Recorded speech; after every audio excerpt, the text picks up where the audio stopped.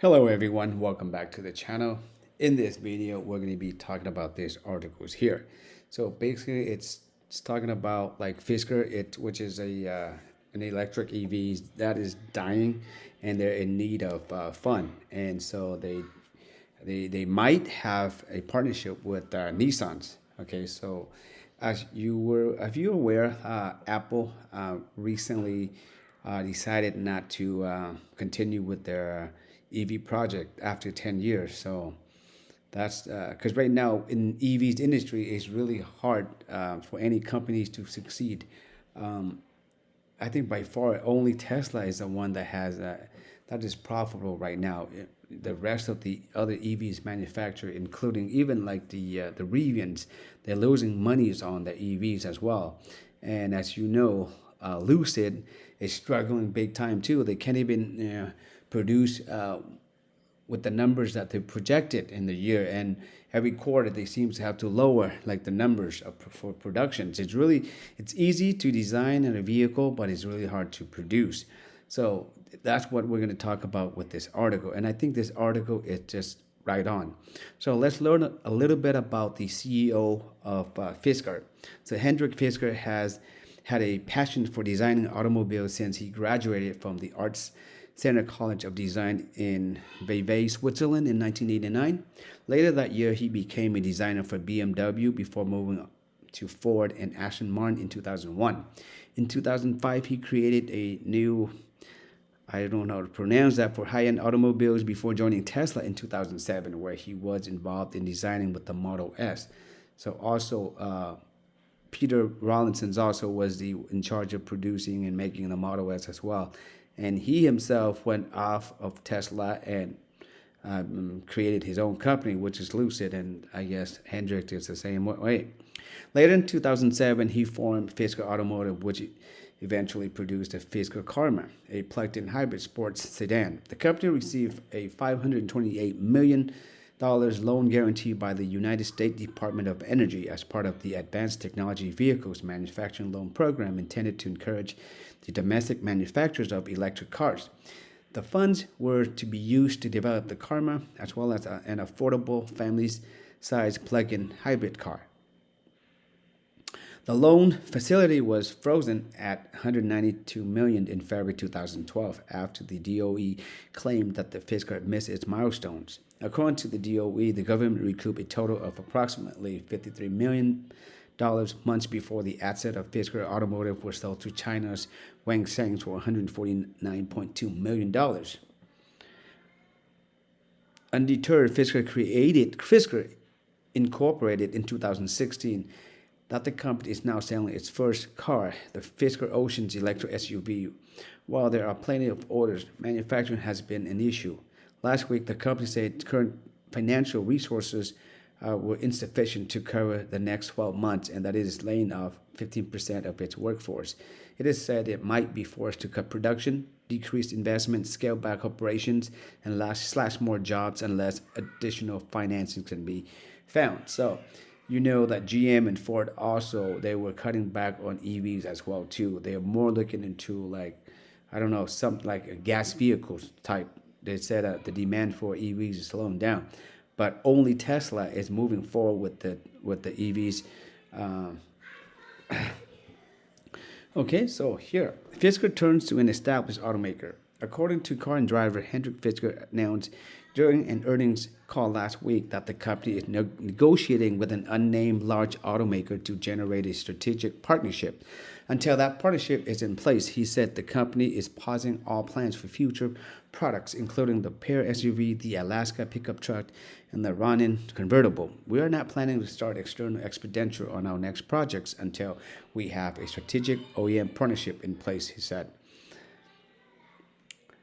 Right on time comes news that the large automaker in the picture is Nissan, which Reuters says is in advanced talks to invest in Fiskers in a deal that could provide the Japanese automaker with access to an electric pickup truck while giving the struggling startup a financial lifeline. That's according to the two people familiar with the negotiation who spoke to Reuters, even though they were not authorized to do so. The term sheet is ready and the deal is going through due diligence, one of the sources said. Another claimed the deal could close this month. Terms being discussed include Nissan's investing more than $400 million in the Fisker truck platforms and building the Fisker Alaska pickup truck at one of its assembly plants beginning in 2026. Nissan would also build its own electric pickup truck on the same platform, the source said. Nissan manufactures vehicles at factories located in Mississippi and Tennessee. Nissan has its own issues. Nissan was an EV pioneer with its battery electric Leaf hatchback in 2010, but has struggled since then in the face of competition from a phalanx of new competitors from Tesla to Volkswagen. A deal with Fisker would help it move into the growing electric pickup market, Reuters says, although that market appears to be shrinking rather than growing. So here, Ford is scaling back production of the F-150 Lightning, while GM and Ram are delaying the introduction of their own battery electric pickup trucks. There is speculation about midsize electric pickups coming from BYD, Canoo, and Volkswagen, but whether BYD would be allowed to sell vehicles in the U.S. or even once is a matter of intense discussion at the moment. So I don't think the U.S. government will want BYD will allow BYD vehicles to be driven on the U.S. roads, because vice versa. Right now in China, the Chinese government are not allowing any officials or any employees driving Tesla in their government by their government facilities, because they just don't want their Tesla to have all the data. So likewise, we don't want the Chinese to have the U.S. data. Right? So most likely, and BYD probably knows that, and probably will not be likely to be trying to go to sell vehicles in the U.S. The alliance strikes back. Once upon a time, Nissan and Renault were bound together in a strong alliance, but the relationship deteriorated after Nissan seemingly had Carlos Ghosn, the CEO of the so-called alliance, imprisoned in Japan. Locking up one spouse is hardly a recipe for a happy marriage. Since then, Nissan and Renault have been in more of an open relationship, with both able to consort with whomever they choose. The talks between Fisker and Nissan are coming in the wake of the new rebalanced relationship. The more limited alliance removes certain restrictions and has opened the door for Nissan to develop growth plans in areas such as EVs and software independent of Renault, said one of the sources who is familiar with Nissan's thinking, before adding that Nissan is pursuing many opportunities. That's usually what people say when they have no prospects and are at their wits' end. Fisker also said Thursday it was in talks with a debt holder about a potential investment. Fisker said it aims to deliver between 20 and 22,000 Oceans vehicles in 2024. A lifeline for Fisker. Fisker's the deal might be the lifeline it needs to survive at a time when aggressive price cuts globally by EV leaders Tesla and BYD are pressuring the industry, especially for startups like Fisker, Lucid, and even Rivian. Okay, the company has struggled to sell its flagship Oceans electric SUV after high interest rates led to a slowdown in demand.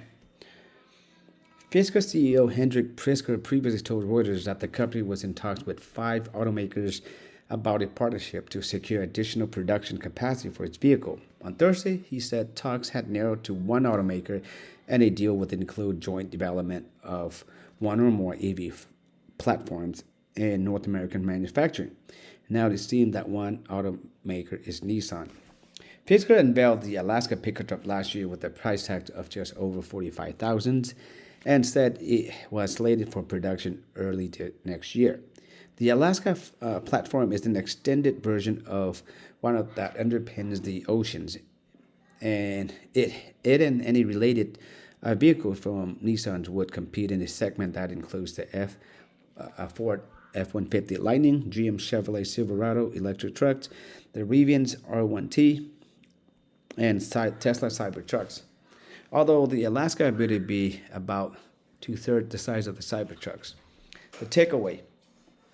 Hendrik Fisker gets an A for perseverance. He has been promoting himself and his reputation as an automotive designer for nearly 35 years. His refusal to accept defeat despite numerous setbacks is laudable.